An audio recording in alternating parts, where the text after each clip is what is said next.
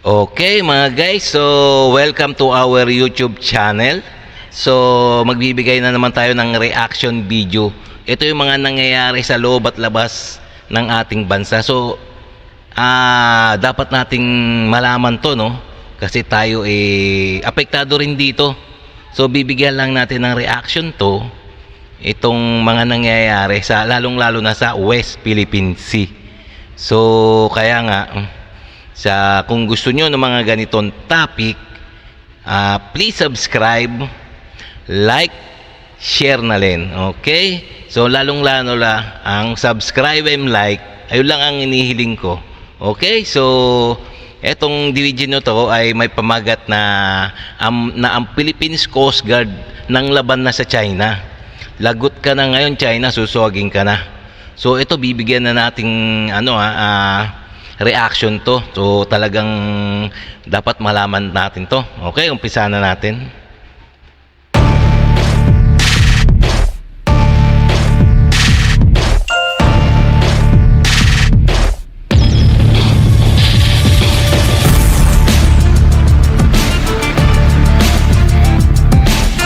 Philippine Coast Guard o PCG, sinasabi na magdaragdag ng mga barko sa West Philippine Sea na kung saan ay para ito sa mga pagkontra sa mga pananakop na ginagawa ng China sa rehiyon ng WPS o West Philippine Sea.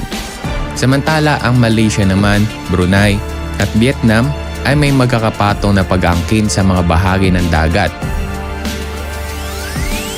Ayan ang sabi sa balita na ang Philippine Coast Guard ay magdadagdag ng mga barko ng mga PCG sa West Philippine Sea para magpatrol. So ayan para kontrahin ang China. Kumbaga susuwagin ng China. Walang natin to titignan natin, tuloy pa natin. Noong nakaraang buwan lamang ay inutusan ng Manila ang militar nito na palakasin ang presensya nito matapos lumabas ang isang ulat na sinimula ng China na bawiin ang ilang mga nasakop nito na mga lupain sa ilang bahagi ng Spratly Island. Ang mga pagsasama-sama naman ng mga diplomatikong aksyon ay sinasalang-alang na sa ngayon ng gobyerno laban sa China dahil sinabi ng Philippine Coast Guard noong Sabado, ika-21 ng Enero na nakatanggap ito ng ulat mula sa mga mangingisda sa Palawan na mga ito ay tinaboy ng isang barko ng CCG sa Ayungin Shoal at West Philippine Sea. Well, kung bago ka pa lamang sa ating channel at interesado ka sa mga ganitong video na kung saan ay pwede ka makakuha ng mga kaalaman at impormasyon tungkol sa ilang mga bagay-bagay, i-click mo lamang subscribe at ang ating notification bell para palagi ka na-update sa tuwing may bago tayong inilalabas na video. Kaya naman wag na nating patagalin pa itong mga kasama, simulan na natin.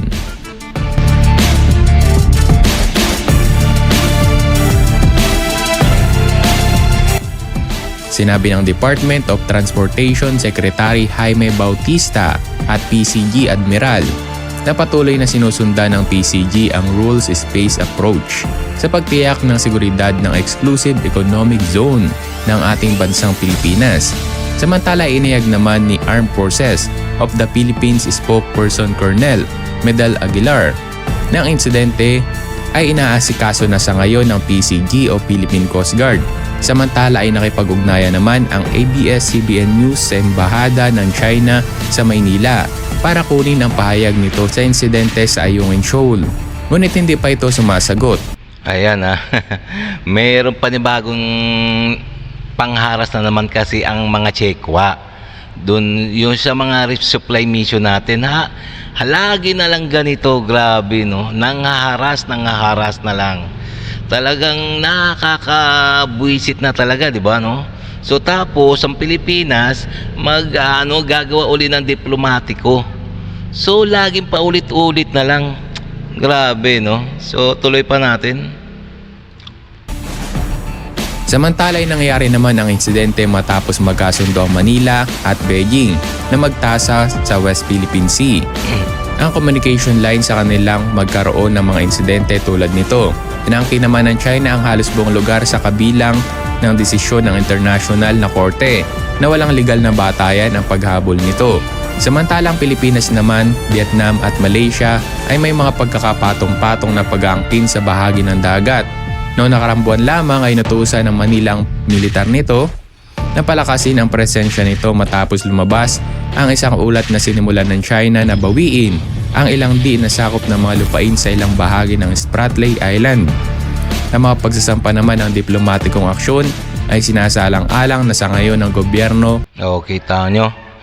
So, itong mga Chekwa na to, nang aangkin na naman ng mga Spratly Islands. Matagal na yan, inaangkin nila eh. Tapos, ating Philippine government, gawa na naman diplomatic letter. So, lagi na lang ganun, paulit-ulit. Diyos ko. Sige, tuloy pa natin. Laban sa China. Dahil sinabi ng Philippine Coast Guard noong Sabado, ika-21 ng Enero, na nakatanggap ito ng ulat mula sa mga mangingisda sa Palawan.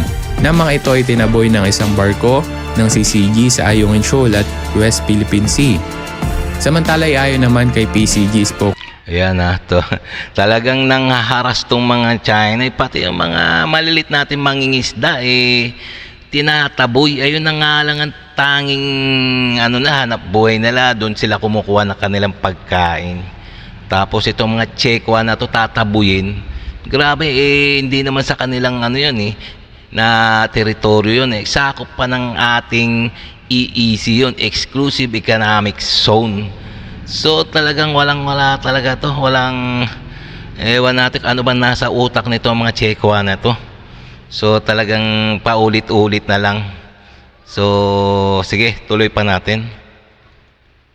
Person Armando Banilo, ang kapitan ng naturang Filipino fishing boat na si Lito Alaos ay nagulat sa pamumunuan nito noong Biyernes, ika-20 ng Enero, hinggil sa pagtaboy ng mga barko ng CCG na may boat number 5204 habang nangingisda ang mga ito sa Ayungin Shoal. Samantala ay nangyari naman ang insidente noong ika-9 ng Enero sa Ayungin Shoal na nasa humigit kumulang 105 milyang dagat sa kanluran ng Palawan o sa loob ng Exclusive Economic Zone ng ating bansang Pilipinas. Ayon pa sa ulat, ng CCG 2504 ay nagmaneobra patungo sa FFB Kenken sa layong humigit kumulang 800 yarda. Nag-deploy naman ng isang Elige Oil Inflatable. Sinabi naman ni Balilo na sinabihan ng mga tauhan ng CCG na sakay ng speedboat ang mga mangingisdang Pilipino na umalis sa lugar na nag-uudyok sa panig ni Alok na baguhin ang landas at umalis sa lugar. Gayunpaman ang CCG 5204 ay nagpatuloy sa pagsusunod sa FFB Kenken habang papunta sa Pulse Oil Reef. Sinabi naman ng CCG na mo talagang tataboy tataboy talaga, nananaboy o tinataboy talaga ng mga Chekwa na to yung mga ating mangingisda. Kawawa naman to mga mangingisda, parang mga tinataboy na parang mga hayop. Talagang napaka nito itong mga Chekwa na to. So ewan natin. So diretso pa natin. Ang Task Force Pag-asa ay nag-deploy ng kanilang karagdagang patrol vessel sa lugar matapos itong makatanggap ng ulat upang palakasin ang presensya nito sa West Philippine Sea.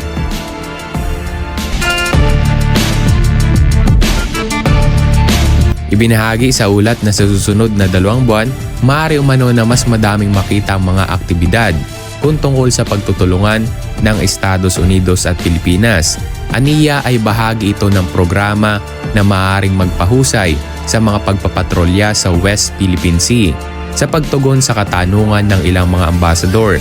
Sinabi ni Carlson ng pinagsanib puwersa na aktibidad sa katubigan ng Pilipinas at US ay napakahalaga para mapahusay ang kaligtasan at seguridad ng ating bansa. Ayan magsasagawa na naman ng mga routine patrol ang Amerika at ang Pilipinas. Pero nagtataka tayo, di ba tuwing mga harasan itong mga China, itong mga Chekwa na to, wala yung mga Philippine Coast Guard natin. Wala yung Philippine Coast Guard, o Philippine Navy, o kaya yung mga nagpapatrol na combine ng US and Pilipinas. Bakit kaya? o talagang ewan lang natin Kasi tuwing aharasin, wala yung ating Coast Guard or ang US na panayang patrol. So, ewan lang natin, no? Tuloy pa natin. Sa harap ng mga miyembro ng NBC, sinabi ni Carlson na ninanais ng Estados Unidos na gawin ang lahat ng posibleng maitulong para sa buhay ng mga mangingisda. Aniya ay tiyak na makikipagtulungan ito sa Philippine Coast Guard. Sa bagay na iyon, sinabi ng ambassador sa mga mamamayag sa naturang kaganapan na magkasanib na pagpapatrolya ay kinakailangan upang kontrahin ang malawak na pag-aangkin ng bansang China sa South China Sea. Ang mga talakayan sa hinaharap na kooperasyon pangkatubigan sa pagitan ng Pilipinas at Estados Unidos kabilang ang posibleng magkasanib na pagpapatrolya sa West Philippine Sea ay sinagawa. Ayon naman kay Manila Ambassador Jose Manuel Valdez, noong araw ng Martes sa isang panayam sa gitna ng Makati Business Blog Board Meeting, sinabi nito na ang Joint Patrol kasama ang US ay kabilang sa mga bansa na patuloy na pinag-uusapan ng mga opisyal ng mga pangdepensa at foreign affairs ng dalawang bansa mula na maupo si Pangulong Ferdinand Marcos Jr. sa panunungkulan noong Hunyo taong 2022. Unti-unting itinakda ng Pilipinas ang tungkol sa muling pagpapatibay sa mahigit 50 taon na pakikipagtulungan nito sa Estados Unidos. So, ayan na naman, no? So mag-joint patrol na naman ang US at ang Amerika sa West Philippine Sea. Sana itaon nila na yung mga mangingisda o kaya yung mga resupply mission sumabay din sila sana, no? Sana.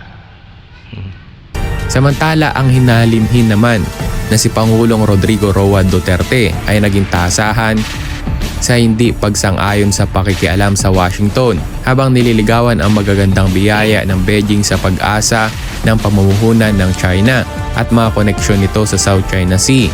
Sa ngayon ay wala pa ding reaksyon ang bansang China sa diskarte ni Marcos. Siyempre, no? Hindi magre-reaction yan mga Chekwa na yan. Ano namang pakialam niyan sa atin? Isa lang maliit na bansa lang naman tayo na kinakaya-kaya. Kumilos naman ang Beijing ng hindi makaraniwang pagpigil bilang tugon sa kamakailan na pagbisita ni US Vice President Kamala Harris sa Maynila at higit sa lahat sa Palawan noong araw ng Nobyembre. Isang maliwanag na kaibigan sa maniobra ng militar ng China pagkatapos ng pagbisita ni Speaker Nancy Pelosi sa Taiwan noong nakaraang taon lamang. Gayunpaman, ang pinakamalaking pag-unlad sa West Philippine Sea ay nagpapakita ng tugon ng bansang China ay maaaring hindi kasing init ng dati. Sa isang forum naman, sinabi ng inorganisa sa Albert Del Rosario Institute. At nagtapos kamakailan, ipinakita ni US Air Force retired Colonel Raymond ang mga satellite image na mula sa Project Misuyo ng Gordian Knot Center na nagpapahiwatig ng isang konfrontasyon sa pagitan ng Chinese Coast Guard at ng Philippine Navy. Ang pag-agaw na sinabing state run ng Pan News na nangyari noong araw ng Sabado ay isang pangbihirang hakbang mula sa Vietnam laban sa mga makapangyarihan na kapitbahay nitong bansa na maaaring magpataas ng puot sa pagitan ng Beijing at Hanoi. Samantala, inakusahan naman ng mga militar ng Vietnamese noong nakaraan ang mga otoridad ng China dahil sa panggigipit at pag-atake sa kanila habang Kita mo yung China, yung mga Cheko pati sa ibang bansa talagang nangaharas din no? Talagang wala silang keme-keme, no? Niwan natin ano ba na sa utak nitong mga Chekwa na to? Nasa karagatan. Samantala, noong Mayo naman nitong nakarang taon, nagbanggaan ang mga barko ng China at bansang Vietnam habang sinusubukan ng Beijing na magtayo ng oil rig sa South China Sea. Samantala, nilabas naman ng Vietnam ang footage sa isang kinikilalang Chinese ship na bumangga at nagpalubog sa isang Vietnamese fishing boat. Noong February, nag-deploy naman ang bansang China ng mga surface-to-air missile sa Hudi Island. Bahagi na rin ito ng parcel chain na inaangkin din naman ng bansang Vietnam at bansang Taiwan na kinagalit naman ng dalawang bansa. Samantala iniulat naman ng Kita mo, talagang nang aangkin talaga nung China, no? Talagang walang wala siyang kinatatakutan sa mga kalapit niyang bansa. isang sources na inagaw ng Vietnam Coast Guard ang barko na sinasabing may dala ito ng 100,000 na litro ng diesel oil. Sinabi ng mga ito na ang tripulante ay umamin na sila ay pumasok ng husdo sa Vietnamese waters upang mag-refuel ng ilang pang mga Chinese boat na iligal na nangingisda. So, okay, no? So nalaman natin na itong mga Chekwa nito talagang nang aangkin ng mga teritoryo. Kahit sa ibang bansa, ang Indonesia, Malaysia na nasakop daw ng kanilang 9-dash line o naging 10-dash line na nga eh. Kaya nga nananakot itong mga Chekwa na to, nagpapadala ng mga military equipment, mga anti-missile sa pinagtatalunan nilang karagatan. Ganyan ang China, ang mga Chekwa. So pero itong itong ating Philippine Coast Guard talagang palaban to eh. Kaya nga lumaban na ang Philippine Coast Guard, kaya nga magpapadala ang Philippine Coast Guard ng marami pang vessels sa West Philippine Sea para magpatrol, para kontrahin itong mga Chekwa. Ewan natin kung magpadala ng maraming barko ang Philippine Coast Guard para matakot. Ewan natin kung matatakot nga yung China o yung mga Chekwa na to. So okay, so mga guys, so hanggang dito na lang tayo sa ating reaction. So kung gusto nyo yung ganito mga video o trip nyo yung ganito mga reaction video, please subscribe, like and share. Okay, lalong-lalo na mag-like po kayo and subscribe para makagawa pa ako ng marami pa mga reactions, mga balita, mga latest na balita na nagaganap sa ating bansa.